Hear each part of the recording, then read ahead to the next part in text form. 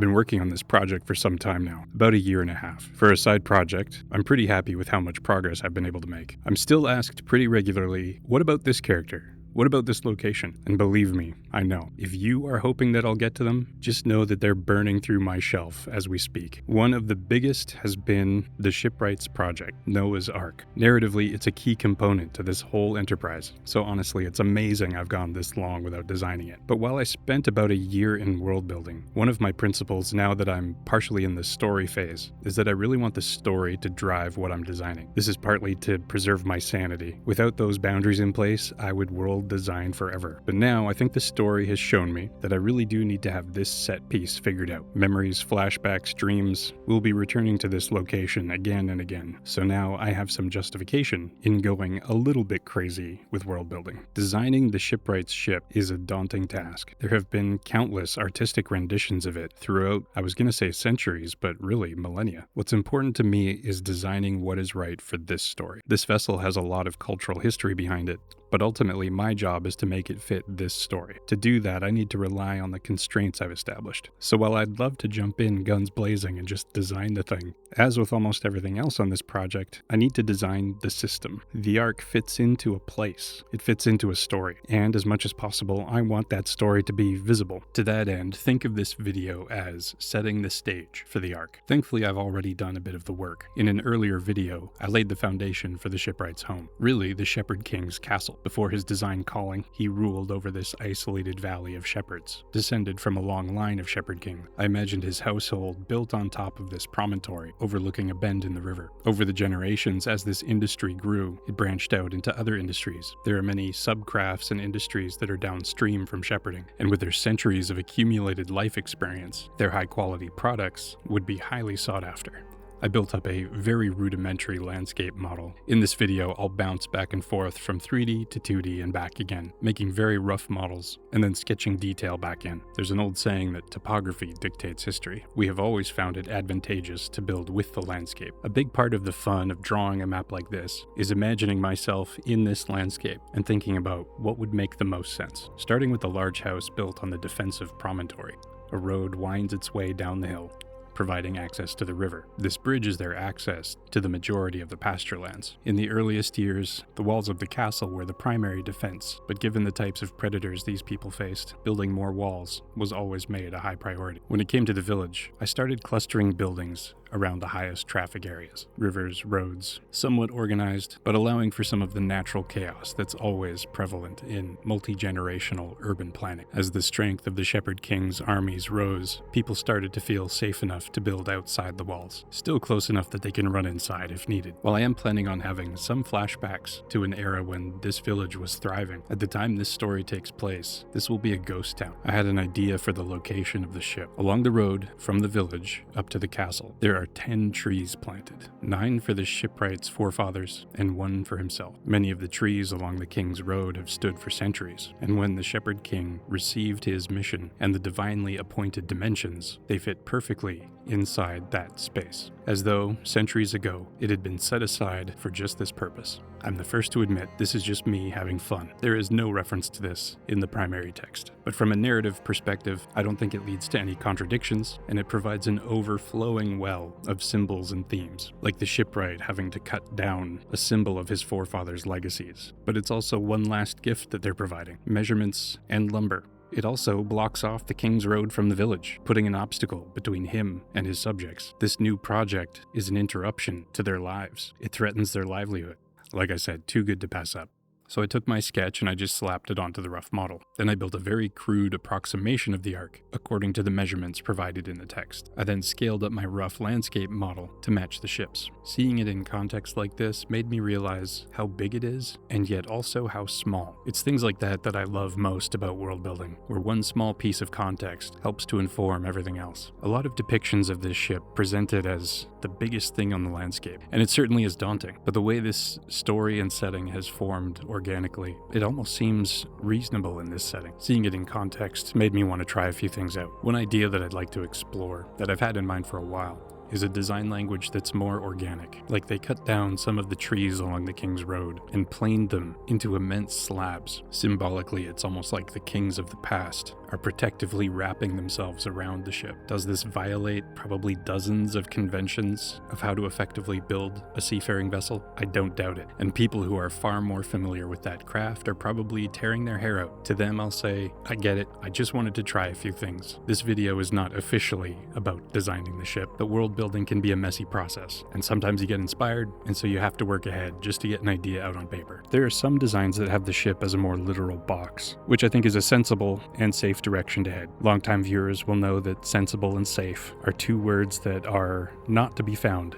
on my list of principles for this project. I tend to favor designs that more resemble a boat. There is a guiding principle that I am working with here, and that is the character of the shipwright. He is a righteous man. He's disciplined, hardworking. He also loves creation. He loves the animals that are under his care and the ones that aren't. While he will stop a predator from attacking his flocks, he doesn't hate them. He's a man who appreciates beauty and peace enough to do what's necessary to preserve them. So when it comes to his home, his clothing, his equipment, and even this crazy project, he'll attempt to do it with some artistry, not wasting time with unnecessary decoration, but making each part with intention. The shipwright doesn't know when the deluge will come, but I get the impression that there was an understanding that God knew exactly who he was recruiting to be his shipbuilder, and that the care and attention he would put into doing it right was factored into that decision. From a workflow perspective, I really have been finding it helpful to leapfrog from 2D to 3D and back again. It's easier to solve some problems in 2 dimensions, and it's easier to solve others in 3. By moving back and forth, anytime I hit a wall with one, I can often unblock myself by making the switch. Eventually, when I have a design I'm actually happy with, I'll have to build more finished models to use as my sketch layer. But for now, thankfully, this is all still just early exploration. Once I had things more in hand, I thought that I would return to the unhinged side and wrap some of those slabs around the hull. I was thinking of these slabs being used very much like traditional wood beams, where they would be grooved and set into each other, and they would also be used to anchor the beams of the hull. But that's as far as I wanted to take it here. I really do think that figuring this place out will help to inform the design of the ship. As I work on Dead Gods, it's a lot more than just drawing. There are so many extra jobs required to make something like this happen. Similarly, the shipwright wasn't just building a boat. His project took a century to complete, and when you look at it at this scale, that almost seems too long. But to accomplish a project like this, it requires all kinds of work. I wanted to explore, at a high level at least, what some of that was. So, to start with, this village and castle are surrounded by pasture and farmland. While they had the trees along the King's Road, and I'm sure a few other trees in the area, there was a large amount of lumber required. I imagined that upstream, past the fields, you would find the forests. They could make excursions up the river, cut down small batches of trees, and ride them back down the river, where they could be beached against the shore and hoisted up on land. At this location, they could cut the tree trunks into the smaller shapes required, making them easier to transport up the hill. Transporting that much lumber uphill is no easy task. Thankfully, this is a people who have made great use of animals, so nearby they keep the stables. In these larger stables, they can keep some of their domesticated dinosaurs used for the particularly heavy lifting. I'm imagining that around the location of the build site, in the early stages, they recruited crews of villagers to help them build up something like a nest or a ramp. This would provide stability and act as a foundation for the project as it grew. Since most of the work is being done outside the walls of the village and the castle, and they can't afford to be watching their backs all the time, an immense stockade wall was built around the entire worksite. Again, in the early stages of this production, when many of their loyal subjects were still enthusiastically helping out with this mysterious and exciting project, this was a big factor in keeping them safe. Just up the hill towards the castle, some of the old, now abandoned homes and support buildings have been converted into a mini zoo or menagerie. From all around the world, animals keep turning up, and so, until it's time, they've had to create homes for them. Further up the hill, other abandoned buildings have been used to store food and supplies. They're kept closer to the castle because this will be their lifeline. The village is abandoned, but in some ways, it's still useful. It's the most appealing target for raiders and bandits and warlords, anyone trying to cause trouble. They light a few fires and do just enough work to give the impression that it's inhabited, but the entire place has been rigged with traps. The inclusion of a drawbridge to pasture side ensures that the river will be able to provide some safety. And back to 3D again, with this more detailed diagram of the support structures, I was able to block in a few more of the buildings. While it's fun to design at a high level, I had to indulge in a little bit of detail. For the stockade wall, it's mainly there to prevent larger predators from making their way in. So large trunks embedded into the ground like fence posts, at regular intervals, sharpened, does the job. This will also turn away some of the more docile beasts, which can still do some damage. This is a village with a robust weaving industry, so when they were tasked to make a wall, they used the skills they had been honing. Heavy, sealed rope that's been tightly woven together provides strength to the wall and also keeps some of the smaller predators out as well. I just had a quick thought for the menagerie. There are a lot of creatures showing up. While some of them are perfectly capable of making their own homes, others benefit from some help. So I just had some fun sketching up some rapidly assembled creature apartments, just assembled from what materials may have been on hand. Now, I meant what I said. I'm not designing the ship yet, but spending this much time on the construction site is a good reminder of the state that it will be in. While it's nearing completion, the scaffolding around it is still quite useful. One thing that's interesting about it is that the scaffolding can be used to hide the ship until it's put to use, at which point there's no real need to remove it. It will either be washed away or the ship will simply break through it as it emerges. We all know what scaffolding looks like. There are some simple principles that work really well. But again, this is the Shipwright. He has centuries of experience in other areas. With this project, he started out of his depth and he's been learning as he goes. I kind of like the idea that he's over-engineering things. He's trying to obey God. This is a life or death issue, but he's also trying to find a way to glorify God through this project. So I thought it would be cool to make the scaffolding somewhat reminiscent of a cathedral. This also provides the opportunity to add just a hint of that Art Deco flavor. The Art Deco isn't really Noah's style, but these sorts of things are just in the air, for lack of a better term. With the scaffolding, of course, I remembered there is a door in this ship, and so I wanted to make sure there was room for it. Obviously, the ship isn't done yet, but I had another idea for that I wanted to explore. Set on the golden ratio line, I thought I'd try out a spherical door for two reasons. One is I was picturing the door being circular, like a porthole, but also a bit like a cork. When it goes in, it is sealing this shut. I'm also thinking of it as being reminiscent of the door of a tomb, so like the slab of this big tree and roll down into place, and then be pressed shut. And I say pressed shut because the text refers to this moment, and it specifies that God closed the door. World building can be such a trap because one idea leads to the next, which leads to the next. In this case, I thought more about the dangers that the people working on this project would face, especially when they were just down to the shipwright and his family. While many of them could be working, at least one would always have to be watching. The valley is isolated, it's protected. I have some defenses in mind that I'll probably draw eventually too, but life finds a way. So I went back to a much older video and I grabbed this old watchtower that I really like, and admittedly, I started sketching up systems of 3 different bells that make 3 different sounds to signal the different kinds of things that have gotten into the valley and how many rings to determine what proximity they were at, and it's fun. It's so much fun, but it's also completely unnecessary at this stage. I have to stop myself.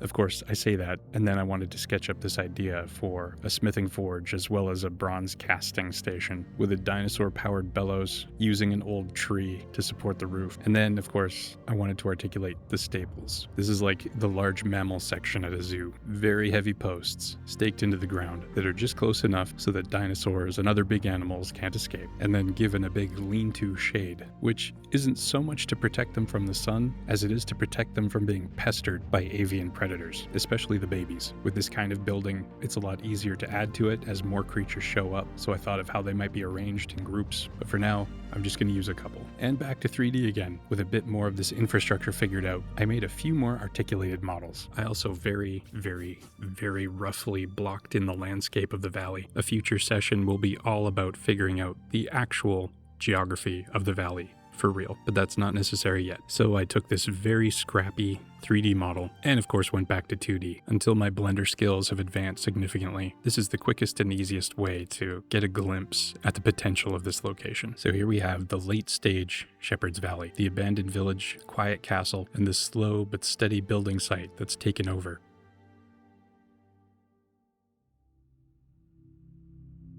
To finish off this video, I'm wrapping up my short illustration series. I've had an ulterior motive this whole time, and honestly I can't remember if I've given it away or not. While these have been an awesome opportunity to explore some of the dangers and outer edges of this setting, this series was also intended to become a trailer for this project. Right now, the Shipwright's adventures are fun, full of peril, but I know how far I want to go with this. So I wanted to create a trailer that demonstrated just how much potential this project has, how far of a net can be cast. I wanted it to be a reminder of the evil and the perils that are out there waiting to be stumbled across. And so for these last three, I've illustrated a decadent party, a daring leap onto a Quetzalcoatlus, and finally a burning temple. And now, I have all the images I need. So if you're watching this video, you get to see the trailer first. Thanks for watching.